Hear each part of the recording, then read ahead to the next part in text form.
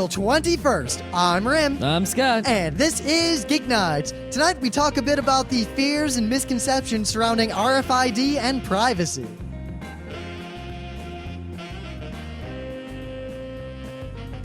Let's do this. I know we've been saying this sort of thing a lot lately, but I gotta say once again, welcome to all the new listeners.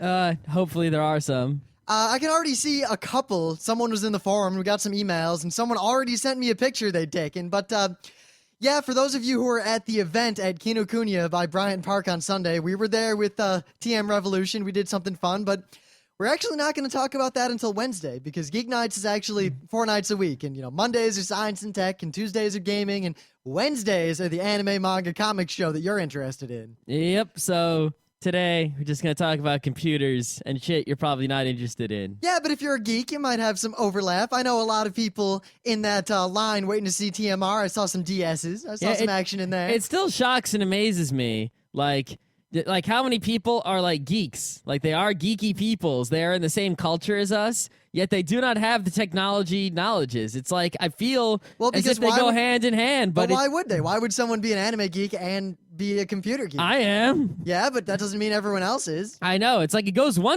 feels like it goes in one direction, but not the other. Like if someone's a computer geek, they've probably seen and enjoyed some animes. But how many people on Slashdot complain about how much they hate anime all the time? There's a lot of them. I know, but they've seen it. They know of it, Yeah, they know about it. They don't like it. They don't care about it. They know that it exists, and that's it. Much like someone might know that computer technology exists, but they don't care. You gotta cross it over, people.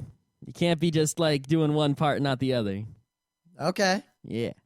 Anyway, before this event, this is somewhat more relevant to Monday. We were hanging out in Bryant Park since despite being press at the New York Comic-Con, we avoided most of our Presley duties because there wasn't that much of interest to cover, and the only people I wanted interviews with declined interviews with anyone. So that was the end of that. But we left, and we're waiting by Bryant Park before our call up to go do the TMR thing in Kinokuniya, and we see some punk kids who are obviously anonymous. Yeah, it was pretty much like, oh, hey, there's anonymous people who happen to be here. Like, I recognized some of them from pictures on the internet. Like, I've seen you before. Also, they had a little sign that pretty much said, we're anonymous, and they had their cards and all their who stuff. Else? Where else would you see multiple V masks, a Laughing Man hat, and other such things, all on young punk kids together in a group in the city? So, I'm still dressed like press, and I'm ready for this TMR event. So, as a result, I'm dressed up really nice, and I look like a businessman, and I got my little thing, and I walk over, and I'm like, excuse me, and they all shut up. And they stare at me with this dubious look of, what's this guy want? A Scientologist, oh man. And I was like, I'm a member of the press. And then there's this double look of, and then I stopped and I realized they're all kind of afraid. I'm like, wait, no, I'm cool with you guys. And then they raise the eyebrow. I'm like, no, seriously, I want to talk a little bit. Hey. And they're like, hey. And then we start talking, and I can say one thing. They were pretty much anime, manga, geeky people like everyone else. Like, that seemed to be their primary thing. No shit. You think so? 4chan peoples? Well, the funniest... Liking the anime? Gasp. The funniest thing was, so, all right, and they're telling me, I'm like, so what's going on? You guys doing one of your anonymous protests? Is there a special occasion? It turned out that they said that weekend was like Dianetics push weekend, and they were going to be there kind of pointing out to people that Dianetics is just Scientology and everything that means. All right. Which, I'm cool with that. Yeah. But then they're like, hey, why don't you come cover it? And I was like, well, I'd love to. But actually, in about an hour, TM Revolution, and I hear a squeak from this little crowd of people, but I keep talking, is going to be in the Kinokuniya, and we're going to be interviewing them for Japanese radio. And the squeak happens again, and there's this one girl who bore a remarkable resemblance to Knives Chow, who basically said, that's trouble. Oh no, I'm like the biggest TMR fan ever. I can't, is he really going to be there? And I was like, yeah, he's going to be there. He's really going to be there. And she was obviously torn 50-50 between continuing in her anonymous duties and going to squeak at TMR. Yep, there are plenty of people squeaking. It was quite an event. That I'd never seen that many people in such a small space before. All I have to say about it now, I mean, I'm probably going to say this every time we talk about this, that guy is really small. But at the same time, there's so much energy. It's like the per pound energy in that guy is probably the most energy any human has ever had. I'm not saying it's good or bad or anything. No, I'm just saying he is a small dude. I'm just saying that it's so like the smile never wore off. That guy is like concentrated, like, let's go, let's go, let's go. But we'll talk about that more on Wednesday because we got some interesting answers out of him to some of the questions, to say the least. Yeah, all right. It was a lot unlike what I expected. You know, usually when you interview Japanese celebrities, it's like, well, what is your inspiration? Oh, generic answer about my inspiration.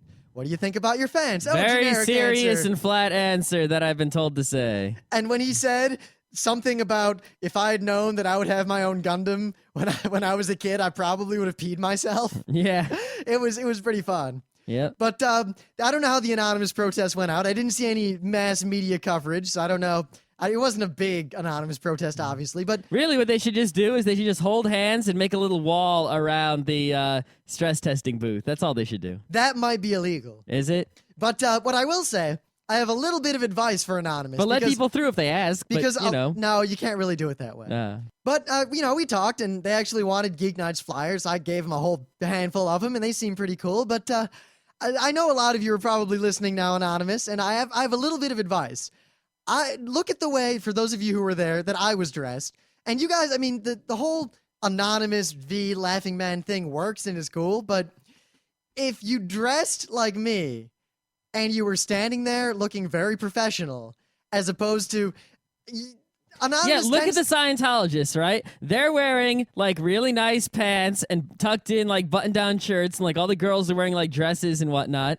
And so when someone goes up to them, they are crazy and you're not, but you look crazy and they don't. So someone who knows nothing about this whole situation, are they going to trust the crazy punk kid, or are they going to? It's like the socialists in college. They would always protest, like, out by the library. But the right? thing is, there were always three of them. They were always like shirtless with dreadlocks, yelling and screaming. They were and waving shirtless with Soviet dreadlocks. flags. They smelled bad. And they had like hemp hats and whatever. Hemp hats. Yeah, I don't know, but it's like even if what they're saying is true or has merit, they basically discredit themselves by acting like hobos. So if you guys, anonymous guys, you have that little logo of like that little, tuxedo that has no hands or a head or feet, you should go wear like, your best Sunday clothes or whatever and, act very serious and polite and businesslike and friendly. And then people will take you way more seriously and you'll be much more effective. Because I will say, watching as the group grew and there are all these anonymous kids kind of hanging out in Bryant Park getting ready to do their thing, they were acting pretty much identically to the crowd at any anime convention. Yeah, pretty much. Anywhere. It could have been an anime convention. They were having fun. But and they were probably somewhat effective, but they could have fun and then also be more effective at the same time. Seriously, rock the blazer and you'll get a lot more people. Yeah, ties work too. Ties do work. Not bow ties, though. No. Bow tie is the mark of a crazy man. Yes, quite crazy. All right, you want to hit news? All right. Scott will groan and moan about this, but I think this is interesting. Groan. So, of course, zombie. I have to say very much that tomorrow is the Pennsylvania primary. The Democrats in America. This is critical. I cannot stress to you how much I support Barack Obama. It's not critical. He's already mathematically won. It doesn't matter. No, he hasn't, because the superdelegates could just vote for Hillary. But then the primary doesn't matter. Yes, the primary doesn't matter. What's this critical part? Well, no, the whole primaries as a whole. The problem is, if he wins this, then pretty much the superdelegates would have to stab themselves politically in order to actually vote for Hillary. But if you're a superdelegate, you're not also we no one knows who those people are. What do you mean? Most of them are high-ranking Democrats. You can go look at the list of all of them. A lot of them are people who are well-known. Yeah, but I mean, no one's going to be like, oh, you're a superdelegate and you voted for Hillary, but now I'm not voting for you. Well, actually, that will happen. But more beyond that, the problem is that it's as a group. If as a group they vote for a candidate that otherwise, in terms of the media perspective, lost the primary, then a lot of people who voted in the primaries to suddenly feel betrayed. It's kind of like the Democratic Party falling on its own I don't think the sword. superdelegates themselves will take a hit. I think the Democratic Party will lose a lot of credibility. Oh, yeah, but and individual bad PRs. Individual superdelegates will also take big hits. Maybe. That's happened in the past. Maybe. If the media brings enough attention to specific ones, then yes. Well, you realize that it's also within the party. That what do you don't even know anything about politics. I know plenty. Yeah. Yeah. Anyway, if you live in Pennsylvania, I encourage you to vote, and you're a Democrat, and you didn't miss the deadline to be a Democrat temporarily, I highly recommend you vote for Barack Obama. But that aside, the debate that happened, right? ABC had a big debate. All right. And they had How many debates have they had already? 11, I think. That's a lot. Yeah, I've watched most of them on YouTube. But anyway, I didn't watch the most recent one.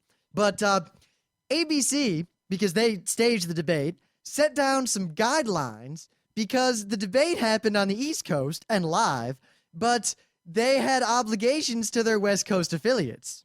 All right. So what they said, I'm going to quote the New York Times here, quote, ABC's guidelines said that news organizations could select one 30-second soundbite to use on television, radio, or the web between 11 p.m. Wednesday and 5 a.m. Thursday. Mm-hmm. So they basically said, you can't show the debate, you can't show any big clips from it, you can't really do anything with it until we've been able to show it on the West Coast.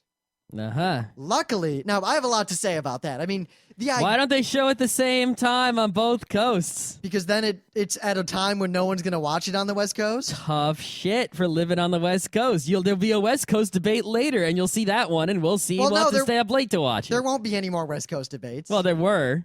But those didn't matter. Well, you had your chance. And actually, the debates were mostly out here. But anyway, the deal is that, one, this smacks of media not understanding the world, in that it's a global medium now. I can get information from anywhere in the world at the same time. So it'd be like if there was a hockey game in New York, and there were fans of that hockey game in Arizona.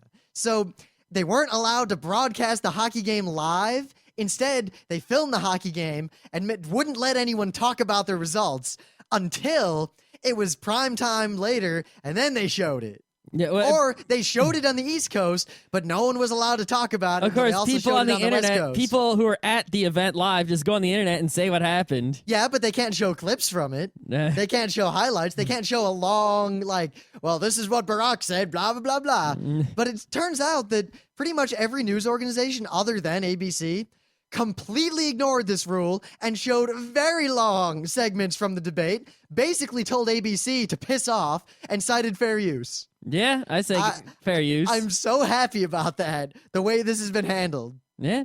I mean, the time zone thing is going to be an issue nowadays. The information travels so quickly, is you're going to have events happening at times that are inconvenient for you. I mean, just look, there were a bunch of basketball and hockey games over the weekend, right? Some of which I watched. But, there were some West Coast basketball games. They were late at night for me, and I didn't watch them. I just went to bed. Oh, wow. I guess I only paid attention to the debates that were near me, because they're actually 21. The rest of those must have been out on the West Coast or something. Yeah, and they would have been late at night for you. And at the same way, when some things will be, while West Coast people are still at work, but they're prime time for us. And that's just, it's going to be, in the end, New York is on this side of the country and LA is on that side of the country. It's going to even out. People just have to deal with it. Time shift, get your TiVos, get your internets, and everything will be cool. Whatever. Well, the thing is, part of the problem is that, these West Coast affiliates, or whoever it is who isn't in the prime time zone, have a problem in that there's no point in them showing the debate, because when it happens, no one will watch it, and no one's going to watch it after the fact. So don't show it. Just talk about it on the evening news. But then they lose a lot of the ad revenue they could have gotten by having the debate right, but live. Then there'll be another event that happens on the West Coast that the East Coast affiliate won't get. Well, yeah, that's the problem, is that in the global world, people are trying to have it both ways, where these West Coast affiliates want the benefits of the global media and the fact that they can cover everything in the world, but they also don't want to have to compete with the media all around the world. Well, I think the real problem is that we still have, this idea of the local affiliate. And I mean, that was the reason that there are local affiliates is from a time where you needed an antenna to broadcast television into a local area. And now, Well- really, the only reason you need a local affiliate is to make the local news. Everything Which else, actually, yeah, that's the primary reason why we still have local affiliates. yeah, they should really just have like places around the country that make the local news, and then everything else is just nationally controlled. And they just say, okay, put all the local news on at the right time. Because why do we need these, local affiliate that actually programs a whole thing? It's really just a waste. I mean, that's why cable TV has been rocking so much, because cable TV is just same thing in the whole country. Well, it's interesting. Same thing in the whole world. It's interesting because all the cable debates were pretty much broadcast live across all time zones and no one cared. Yeah, I mean, think about it. The Fox News, the CNN News, all those channels, the cable news channels are kicking the ass of the local newses, all right? So, yeah, it shows you. But it was just, I find that really interesting that it seems like ABC, and actually multiple of the news stories that I read about this pointed out that ABC, in all of their coverage and all of the ways they dealt with this, tried to treat it like it was a TV show, like a television event, as opposed to news. Yeah. And that all the cable networks treated these as news, as a real world thing that matters. And ABC, like, even though in the end they were all just trying to make money, ABC, it was like if ABC was like, yeah, we're trying to make money. And everyone else was like, yeah, we're trying to cover the news and make money. And as a result, ABC just looks really, really bad. Nah, ABC's Disney, whatever. They're all bad. I don't think any of them are good. Okay. I mean, which one's good? Anyway, what do you got in the news? Since you obviously don't care about this at all. No, not really. All right, so I still don't get how you can not be so activist about everything, yet not care about politics on any level, local, national, state, anything. because I have better things to do. The point of politics is in the perfect political world, right? Imagine if all politics was perfect. Every representative was perfectly in line with what I wanted, right? The goal, the perfect world would be I just mind my own business and everything's great. And I realized, hey, I can just mind my own business and pretend everything's great, and it'll be just like that. I just have to ignore all the bullshit, and it's like the bullshit isn't even there. Uh-huh. And it's much better that way. Anyway. Okay, I couldn't disagree with you enough, but anyway, go on to whatever If I you just want to turned talk off the about. news, I would think the world was perfect. So I turn off the news, and I think the world is perfect. All right, well, I'm much happier that if way. you're willing to go with the whole ignorance is bliss thing, then go nuts. It works pretty well. Yeah, anyway. Anyway, so speaking of some bullshits, right? We've been complaining about patents for 10 years, 20 years, 100 years. I don't know. Patents are sucking, especially the software patents. Every day there's another story. Some company that doesn't actually make anything has a patent on some bullshit that shouldn't have been patentable in the first place. Then some other company that actually makes something like, I don't know, RIM, the BlackBerry company, not RIM, the person over there, or someone else has to pay $1 bajillion or SEO. How long did that thing go on? Well, right? remember Rambus? Yeah, Rambus, right? It's just a bunch of bullshit, right? Well, the head of the U.S. Patent Office, John Dudas, the same guy, apparently, who was recently trying to promote like a patent educational curriculum for children. Those things are always great, right? That was telling children that every inventor needs a patent. Which is not true. This guy recently said that, the patent office is getting a bunch of really, really shitty patents, and they're getting shittier by the day. That's a paraphrase, but he's basically saying the quality of patent applications is decreasing. He's just realizing this now. Well, I think the reason that patents are getting the way they are is that the reward for making... Oh, it's obvious why. Well, no, but the specific reward for making a broad patent is very, very high, but the cost of making that patent is very, very low. So all you have to do is think about or look at what anyone else in any competitive arena is doing, and then try to patent as many things as you can, because you don't need to prove that something works to patent it. Patent everything related to all the technology in the realm you compete, and then just hope that something one of your competitors does in some vague way overlaps that patent, and then sue them for licensing fees. Yeah, and judges have been constantly deciding on the side of patent holders, which really, it used to be you didn't patent something until you actually had it. Like, Alexander Graham Bell, he had a working phone and then he ran to the patent office. Thomas Edison had a working light bulb and then he beat the other guy up on his way to the patent office and he handed his in first. They don't go, aha, I've thought maybe we could have a light bulb and then patent it. That wasn't how it was done. And now suddenly nowadays, people are patenting things they just thought of. Like, yeah, I'm patenting the idea of a light bulb. I don't even know how it's going to work yet. But well, the real problem if anyone makes one, I get the money. There's no simple solution. I mean, some people have said, oh, well, make the fee to apply for a patent hire. But then that just prevents anyone who isn't a major corporation from ever getting a patent. Yeah, that's a bad idea. Said, well, I actually think patent applications should be free. Like, it shouldn't cost anything to apply. But you should have to submit the working invention. See, now what I was about to say, if you hadn't interrupted me, was that forcing someone to present the working invention is equally bad, because a lot of times you can design something that will work. You can engineer something, and that's most of the effort. But the cost to actually build the thing you have engineered is extremely prohibitive. So someone who's very intelligent, who makes something good, like a chip, there's no way if I designed a chip that I could get someone to fabricate it quickly and probably in a way that I could afford. That is a tough situation there. I think maybe you just had to either, if you could prove that the cost of developing the invention, producing one was too high. How do you prove that? Proving that would cost a lot of money. If you could, you would have to somehow prove that it was possible, that it would actually work. How, though? Well, if you can't prove that it works, then, how difficult was it to come up with it? How can you, but what do you mean? How do you prove that an engineering design works without building it? With math? That doesn't prove anything, actually. Not really. Well, then how good is your invention if we can't even prove that? Why should we give you a patent? We can't even prove this thing you came up with actually works. What's it worth?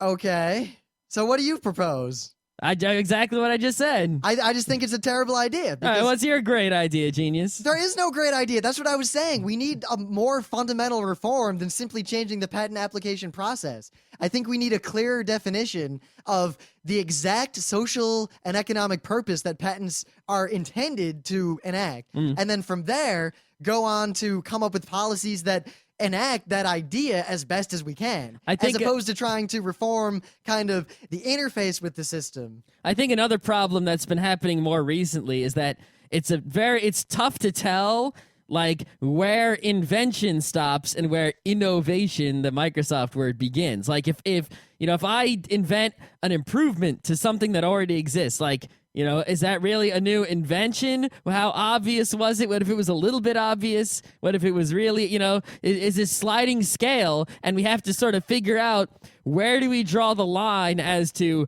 okay, your contribution was significant enough to where you deserve some sort of rights to money or monopoly or something. Well, frankly, or your contribution was not significant, you don't get anything. Well, frankly, I think the best way to go about it would be to reform the system so that the limited monopoly is reduced sharply to a very small span. Like, maybe you apply for a patent and you don't have to submit a working model, but the patent takes effect and starts working when you produce the thing. And then from that point, and obviously a time delay whereby if you don't get it produced between when you submit the patent and this arbitrary deadline, say a year. That's a good one. If you don't make it, then you lose the patent. Well, if you let me finish, there's a lot more to it than that. So first, you submit the patent. And then if the patent is accepted, then from that point, you have an arbitrary span of, say, up to a year to get someone to produce whatever it is. And if you do, then from the time it is produced, you have a temporary monopoly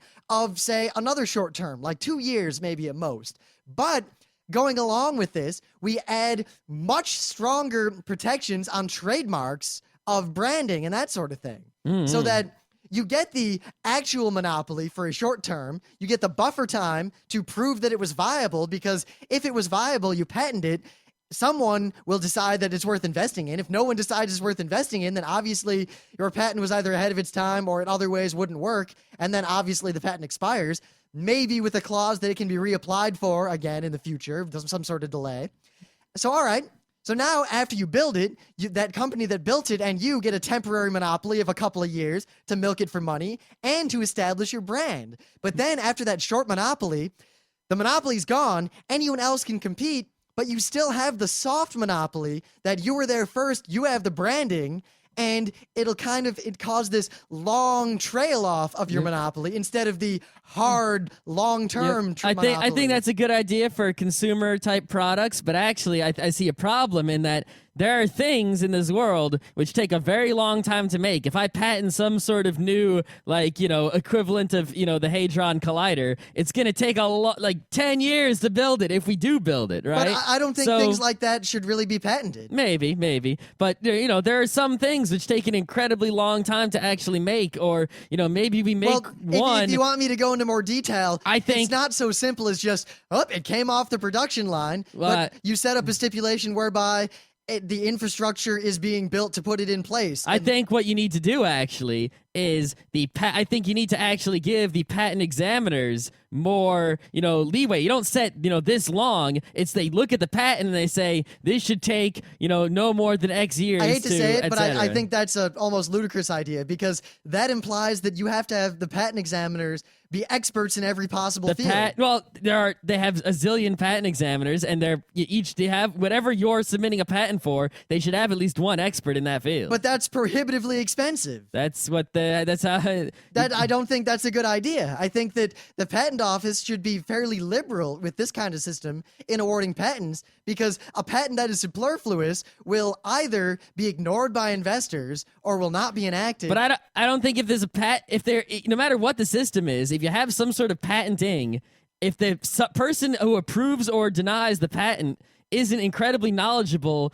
in the topic at hand, I don't think they're qualified to make a judgment as to yes or no. Think about the way my system was put in, the way it is set up. Even if a bad patent gets in, it's a very short span, and with the trademark protection and all that, I think it would work out really well. I also think that, if the patent office doesn't have someone who's an expert, right, there should be some sort, they already have sort of a system where, citizens can go and look at patents and make comments on them. I really think that should be expanded. I'm not 100% sure on this. I'm going to mail it to an incredibly smart college professor who's an expert in this area. See, now, and then he will mail it back. The big problem with that is once you give people that sort of scientific or knowledge-based control over the system, those people are often engaged in the industry anyway. That's why you don't do just one person. You do a bunch of but even then, peer review action. All of those people are engaged in the industry. And unlike the hard sciences, when you're getting into consumer technology, finding even a quorum of people who are not biased is pretty much impossible. It is very difficult, yes. I think the easiest way to fix it for the least amount of reform and effort and problems is simply to have the very short monopoly coupled with the buffer period before building a proof of concept. I definitely think, if nothing else, we agree that the time and the amount of monopoly that patents give you has to be much shorter, especially considering the speed at which, technology is advancing compared to, say, the early 1900s. Well, honestly, I'm also of the mind more and more that only physical things should be able to be patented. Absolutely. Not just like, software patents are bad, but I don't think you should even be able to patent a business process or a business plan. I think that only physical engineered objects. Yes, absolutely. If something is an idea, all software is a number, so saying you can patent that, no good. Now see, and you should also not be able to, it should only be man-made objects. I don't like this patenting genes stuff, right? But what if I made the gene? If you chemically... that's how we do it, we make genes. If you genes. chemically engineer something in a chemical plant, right, you make it, then that's a man-made chemical. But if you just take it out of my arm and look at it in a microscope, you didn't make it, so it doesn't count. Yeah. That's how I say it should be. Well, even then, you don't patent the end result, you patent the process. That's fine, as long as it's a process involving not the business process, the engineering process. Yes, as long as you're making a physical thing. Like, if you figure out how to make, the same gene that comes out of my arm, right, and you make it, you can patent the chemical process of how you made it. That's fine. Plus, regardless, the short-term monopoly with the buffer period and all that basically makes it so that no matter how bad the mistakes are in the patent office, they get resolved relatively quickly. Yep. And a cycle of 2 years is the longest. Well, even with the buffer period. All right, so a bad patent gets through. Worst case scenario, 3 years of misery and then everything's fine. I'm cool with that. Yeah, that's fine.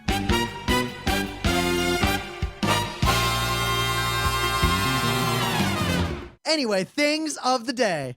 Nothing's funnier to me than cats confronted with obstacles they cannot understand. Did you see that one a couple weeks ago? That was like the guy had a glass door in front of, at his front door. We have a screen door, but he had a glass screen door. And he took the glass out, but the dog wouldn't go through unless he actually opened the door. Because think about that. The dog knows better. If he just runs at that thing, he hits something. But then the guy himself walked through the hole, and the dog still didn't get it. Well, that was just a dumb dog. I know, but you know what I'm saying. But it's funny.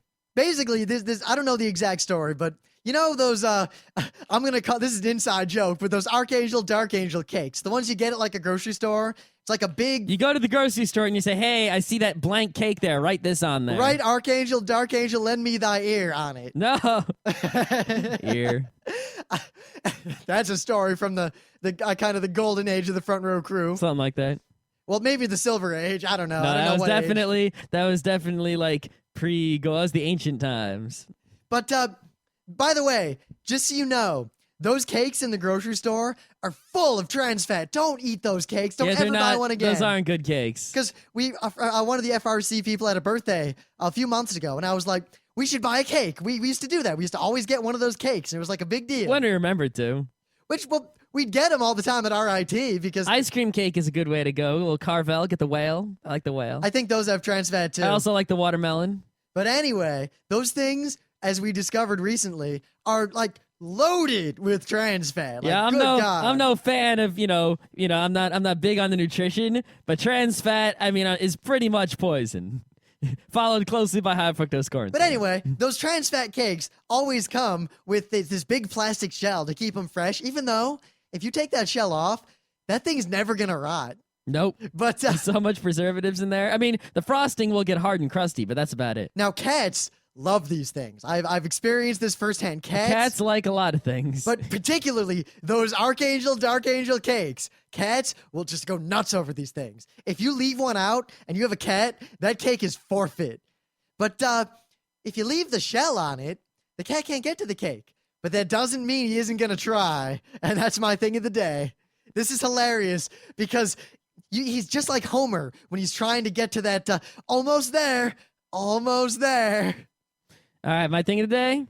All right, my thing of the day is going to be a Shakespearean performance by me and Rim here. Rim and I. And if you don't know which... Actually, Scott, it would be by me and Rim. Yeah. Or by Rim and me. Because, you said two. So it would be... By Rim and myself. Yes. There we go. So, if you don't know which Shakespearean play we are performing, you're a moron. Well, I'll be more to the point. If you don't get the joke from the very first line, you obviously didn't get it. Yeah.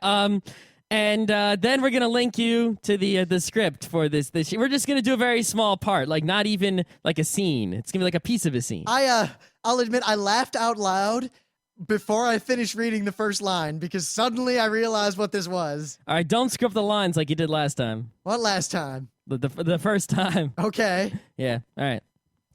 All right. So I'll begin. And knowest thou what the French name cottage pie? Say they not cottage pie in their own tongue? But nay, their tongues for speech and taste alike are strange to ours, with their own history. Gaul knoweth not a cottage from a house. What say they then, pray? Hatches parmentier. Hatches parmentier? What name thy cream? Cream is but cream, only they say la creme. What do they name black pudding? I know not. I visited no inn it could be bought. Do you want to keep going? I think we can do the second one. We're going to do the second scene. We might mess this one up, though. We didn't practice this one. Do you want to be the awesome part or the get shot part? I will do, I was doing the awesome part. I could keep doing the awesome part. Okay, you'd better do it well. All right. Do it well, young man. My pardon. Did I break thy concentration? Continue. Ah, but now thy tongue is still. Allow me then to offer a response. Describe Marcellus Wallace to me, pray. What? What country dost thou hail from? What? How passing strange, for I have traveled far, and never have I heard tell of this what. What language speak they in the land of what? What? The Queen's own English, base knave. Dost thou speak it? I? Then hearken to my words and answer them. Describe to me Marcellus Wallace. What? Speak what again, thou cur? Cry what again? I dare thee utter what again but once. I dare thee twice and spit upon thy name. Now paint for me a portraiture in words, if thou hast any in thy head but what? Of Marcellus Wallace. He is dark. Aye, and what more? His head is shaven bald. Has he the semblance of a harlot? What? Ah! Has he the semblance of a harlot? Nay, Then why did thou attempt to bed him thus? I did not. I thou didst, oh I thou didst. Thou hoped to rape him like a chattel whore, and South Lord Wallace is displeased to bed with anyone but she to whom he wed. This, I don't know. I think that's all there is. But I love this sort of thing. I guess our thing of the day should be our performance of it. maybe, but we're gonna link to it anyway to give credit where credit is due. Credit is indeed due. To Mr. Darth- Cerulean on the live journals. Or perhaps Darth Paradox, I can't tell. I don't get live journal. Whatever. All I know is that it bothers me that now it asks me if I am 14 before I'm allowed to view certain live journals. Whatever. So, what shall we talk about? Do you want to talk about the RFIDs? I think we should, All right. because this will be a kind of short show. It because won't be there's not a that lot to say. short. Well, I think it should be short. We could 'cause go as long as we wanted to, actually. I'm kind of hungry, and I am hungry. I actually want to skip all the technology. And I want to talk about. You got to only cover the basic. That way they understand. All right, so an RFID is very simply a small. There are common misconceptions about RFIDs. One is that they broadcast information about you. They do not broadcast information about you. What they do, they're a little inert piece of metal and a chip. Yep. And a little antenna. And all they do, it's called RFID. If an RF signal is present, it has to be a fairly strong one because remember, RF will, if there's a wire, a conductor, cause a small amount of current to go across it. Exactly. Kind of like if you take a magnet and you move it back and forth or spin it in the presence of a wire, a charge will appear on that wire. If you take an extension cord and you play jump rope with it, you can actually get a light bulb to light up. Yes, you can. If you're standing in the right orientation to the gravitation, the magnetic field of the Earth. Yes, not gravitation. Yes. If you had somehow linked... You have to be standing, what, east, west, or north, south? I forget. If you had somehow linked the gravitational forces with the electromagnetic forces, you would have just achieved the holy grail of all science. You'd be better than Einstein. You would have solved the most fundamental problem physics has ever offered unto man. But anyway.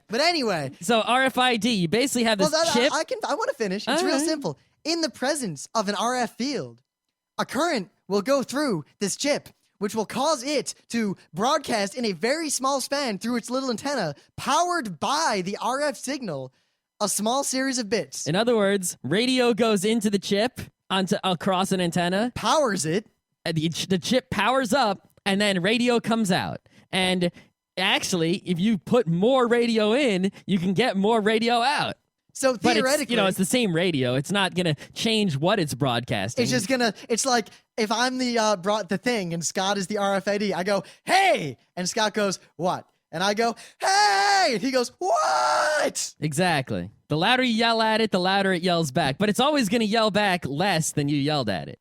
Because it's a tiny little thing that's powered only by the RF signal. Yeah, that's why RFIDs don't have batteries in them. They don't need batteries. All the radio waves coming at it provide all the power that is needed. You know what the nicest thing is about farting in an air-on chair?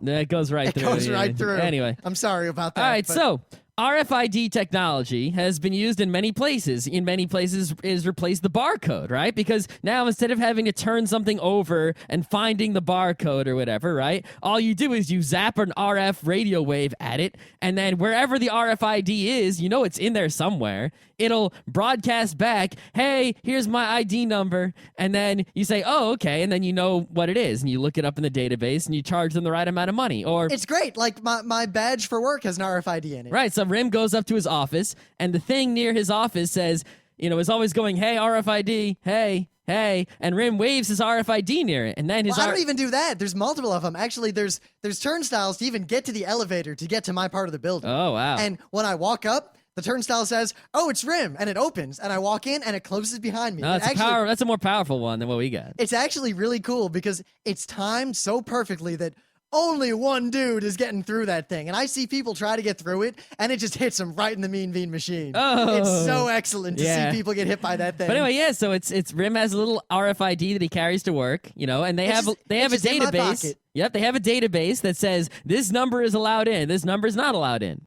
And then Rim walks up. The RFID is somewhere on Rim's body. He doesn't have to whip it out because it's really powerful. And it says, hey. And then Rim's RFID goes, I'm Rim. And their database says Rim's allowed in, and the door opens. And Rim walks in, and the door closes. And then I go upstairs, and I stand outside the door of my office. And then the door unlocks because it knows it's me. Now, depending on the employee, it looks up and says, oh, it's Rim. He's allowed to come in 24/7. Oh, it's so-and-so. The janitor. He's not allowed to come in except between these hours and these hours. But that's all in the database. The RFID just has an ID number. And that's the primary misconception that why so many people are afraid of RFIDs, that it'd be broadcast in my business. Oh, no, it's my business. Now, there is that's not to say that RFID is perfect. There are problems with RFID. Yeah, but we'll cover this first. Remember, the key here is that in general, the way an RFID works is that it'll be a number, like a serial number. Like I have my number, 24601. And great number. That's one of my favorite numbers. Other than E to the XC. Anyway. So this number doesn't tell you anything about me. Give me back my silver plate, asshole. It's just, and candelabra. Yeah. It's just my number. And knowing that number doesn't help you on getting my business information unless you also have access to the back-end database system. Yep, which is why RFID security is really just database security. I mean, if it's no different than a key. It's no different than, because a key is just a lookup, except the database is physical and local and trivially broken. Yeah, but I mean, it has a key. Yeah, that's the foreign key. Most of the privacy concerns with RFID are really just database privacy concerns. They're really not any different, Yeah, I mean, say, all right, so I've got the number, and I'm walking around my anime con that's using the numbers. Someone snooping just could say, we can see that this RFID went into this room, and it went into this room, or this RFID was standing here. Or if they were snooping on the con goer level, like they walk around, they're like, well, Rim's number is 24601, and Scott's number is -8, and that girl's number is 4009, but that number doesn't tell him anything. Now, here are some situations where it could get a little tricky, right? Let's say someone at Rim's work, the person who, say, managed this RFID system, they know what Rim's number is, right? So they go to some, say, I don't know, political event, and they just walk around with a little radio looking for RFIDs, and they're picking up numbers. And suddenly, they pick up a number, and it's Rim's number, and they can sort of figure out which direction it's coming from, kind of. So and then sure enough, there's Rim. Right? So now they sort of know, Rim's at this event, huh? Rim's a Barack Obama supporter. Right, so they can... Oh, he's at an ACLU meeting. Yes. I never would have expected that. What it does, the real thing to worry about, it's not really anything to worry about, but the theoretical dangers of RFID are that someone who gave you an RFID, someone who already has a match of your RFID to their database, can then, if they are physically near enough to you, right, sort of track your general location, and add that location data to their existing database of information about you. Now, in terms of, I think the way this show is going, now that we've talked a bit, is we're only going to talk about not the technology and not even the good uses of it so much. I think I just want to talk about all the security concerns. Pretty much, yeah. We could do a whole show on the awesome ways and to privacy use RFID. also. Yeah, but just in terms of security and privacy, I mean, here's the biggest real concern you could have, but I think I want to point out at the end why I don't think it's as big a concern as people are making it out to be. So let's say RFIDs eventually, and this will happen, will be in everything. Every article of clothing, tires for cars already have RFIDs in them. Yep. But products will start to have RFIDs. Now, it won't be linked like, I buy a shirt and it has a number that says this is Rim's shirt in it. Every Hanes whatever shirt will probably have the exact same number. So even if you try to cross-link databases, like, all right, Rim bought a Hanes t-shirt. Oh, look, a Hanes t-shirt walked by my RFID reader. So did 1,000 other Hanes t-shirts. Yeah, and even if they did have different numbers, right? Let's say each Hanes t-shirt had a unique number, right? It was like IPv6, right? Okay, so you know that a Hanes t-shirt went by unless you have access to the Hanes t-shirt database or perhaps the retail store database. Rim bought the t-shirt But at even then, Kohl's. I could have paid cash. That's right. So unless Rim paid with a credit card and you either have the Kohl's database or the Hanes database, you're not going to know that the Hanes t-shirt that just walked by was Rim. You Now- need to have access to the databases, which means you really only have to worry about Hanes or Kohl's following you around or something, or being, broadcasting RFIDs in areas where you go. And also, the people who are so afraid about the stores finding out what you buy, if you use credit cards at all, then all those concerns are out the window because they already know everything about you. And you know what? They do track that data. Stores constantly track what credit cards buy what. Are you using that little Fun Saver card at the grocery store? Because even if you pay with cash, you use that little, club savings card. Guess what? Of course, I use one that I found on the ground a number of years ago. I use Rims. So does Scott, and so does Emily, and so does Alex sometimes. Yeah, and you can just, if you want one of those things at the grocery store, you can just fill out false information and they'll hand you one right then. Depends on the grocery store. It does depend on the grocery store. But in my experience, you can just go up and be like, I'm Joey Jojo Shabadoo. I live on 5 Pine Street in this town that this grocery store is in. A lot of times now, they'll only give you a temporary one, and then they'll mail you the real one. That's fine. Yeah. I'll use the temporary one, and every time I come to the store, I'll get a new temporary one. But you were going to go, for all that trouble, I'll just get the thing, because I don't care if the Food Lion knows that I buy hams every Thursday. Actually, it's really, you have to decide, do you care more about them, using your information against you as a way to sell you more shit? Or the other way to look at it is, are they going to make your shopping experience better? I kind of want them to know that I buy this bread every week because then they'll keep that bread in stock and they won't sell out of it. Yeah, or this group of people always buy all this Asian food.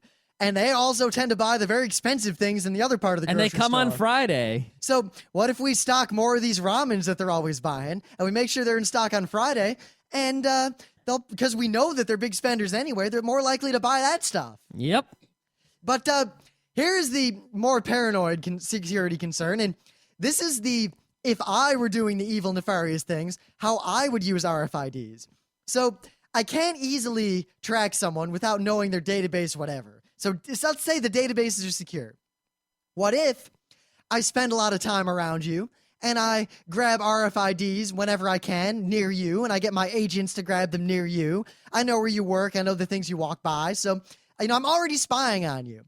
So I try to gather over a long period of time your RFID profile. You tend to wear these brands of clothes. You tend to wear these kinds of shoes. Most people most guys who work in the business world only have 1 or 2 pairs of shoes at most, and they wear them every day, and they don't change them often. So over time, I can build an RFID profile whereby I could figure out where you are by having RFID sensors in key places based on the likelihood of, it's 80% likely that this is Rim because it has 90% match ratio with the I see profile. Rim shoes and Rim cell phone in the same place. Well, I see the brand of shoes Rim wears and the brand of cell phone Rim wears, and 70% of the general articles of clothing that he wear match his profile. Odds are it's Rim. Yep. And that sort of tracking is very interesting, but I am personally not afraid of that kind of tracking because there are many, many non-technological ways to do that kind of tracking. And if someone is spending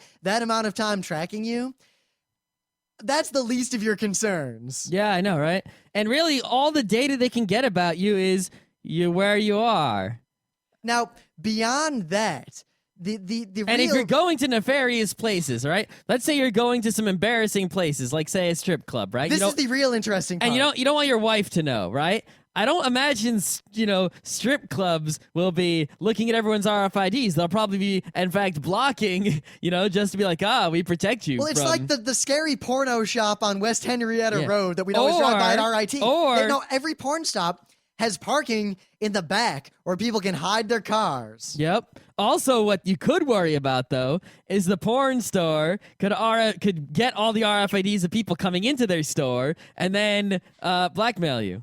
It's like that Futurama where he's like, I respect the privacy of my customers. Lilo's like, I'll beat you up. He's like, fine, I videotape all my customers and blackmail them later. Who do you want to see? That was a good episode. That was a good one. Oh, that's horrible. What do you expect? I'm some horrible space monster who runs a porno store.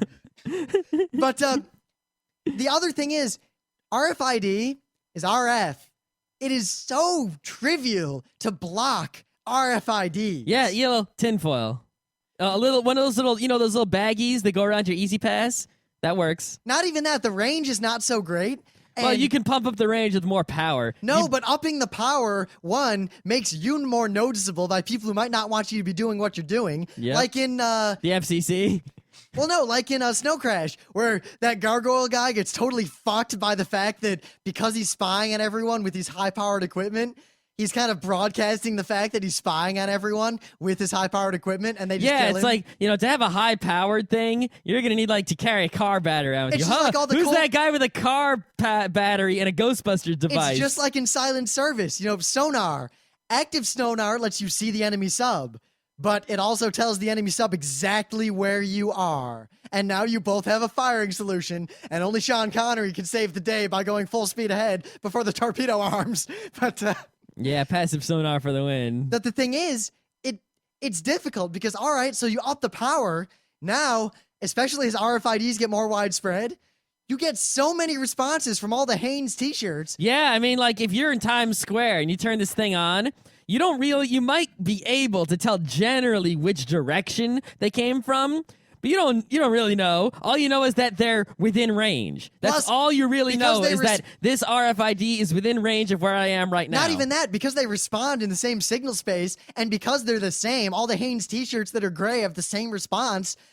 They overlap, they collide. You might not even be able to read any of the data. Yeah, you also might not. You might know there are Hanes t-shirts, but you don't know how many. You could be 1, it could be 100, and you just get this number back. Maybe one RFID broadcasted 10 times, or maybe 10 of them broadcasted once. You don't know. And doing it directionally is theoretically possible, but difficult and of dubious it is much more difficult to get any sort of direction, but I think it is theoretically possible with triangulation. I mean, to sum this up, in my estimation, Scott and I are fairly well versed in technology, and the two of us, despite being very protective of certain kinds of privacy, and also look at other people who are in the know, none of us are really afraid of RFID. Well, there are a few situations in which it is there are some reasons to be afraid of RFID.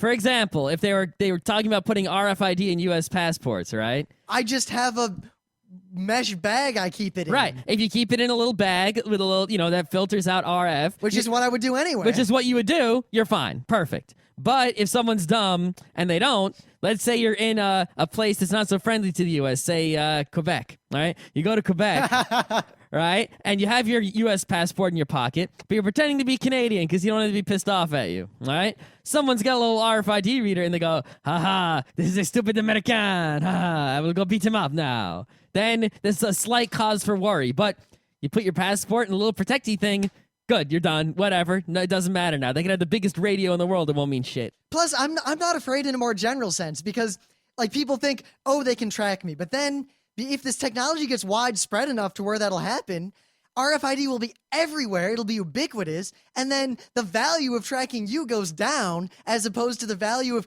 trying to track anyone. It's no different than, it's just technology advancing, and it's kind of the idea that you really can't expect privacy in public places. Yeah, especially as information becomes, so much more easier to collect and transmit, more information is going to be out there. Just, I guess, don't do anything you're ashamed if of. nothing else, my opinion, if you trust my opinion personally, as a person who understands technology, I am not in the least afraid of RFID technology. I welcome its inception. And in the future, I think we'll do a show on the billion awesome things we could do if RFID became widespread. Yeah, I'm not afraid of it for myself because in any of the few situations in which it might prove, somewhat troubling, I know I would be smart. I would just, I'd put my passport in a little baggie and I'd be safe. But I do slightly worry for some of the unawares, less, I don't want to say inept, more inept peoples or more ignorant peoples. But at the same time, the U.S., if travelers were going overseas and this is an issue in the future, they would issue the standard warning, got to get your malaria shot, got to get you whatever, don't watch out for terrorists. And don't forget to use your handy dandy special protect me from the terrorist mesh bag for your passport. Yep. Yeah, it'll be fine. Yeah, the thing about RFID is that because, RFID sort of has people spooked, right? And they sort of come up with all these, this and this and this, that all the thises and thises that they're worried about are really database, aggregation, privacy, and security issues, which is actually a separate issue. It's just because of the fear of RFID, light is being shined on this separate database issue and being attached to RFID. And there is some stuff to worry about when, people with big databases put them together. But not right now. We'll talk about that some other day.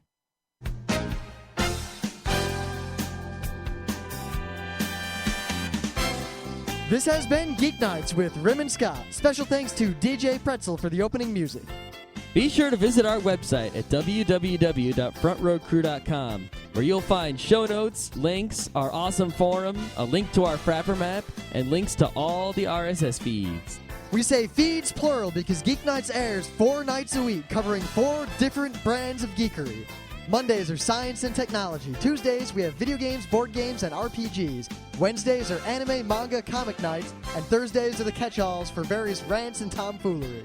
You can send us feedback by email to geeknights@frontrowcrew.com. Or you can send audio feedback via Audio. Just click the link that says Send Me an Audio on the right side of our website. If you like what you hear, you can catch the last 100 episodes in iTunes or in your favorite podcatcher. For the complete archives, visit the website, which has everything. Geeknights is distributed under a Creative Commons Attribution Non-Commercial Share-alike 2.5 license. This means you can do whatever you want with it as long as you give us credit, don't make money, and share it in kind. Geeknights is recorded live with no studio and no audience. But unlike those other late shows, it's actually recorded at night.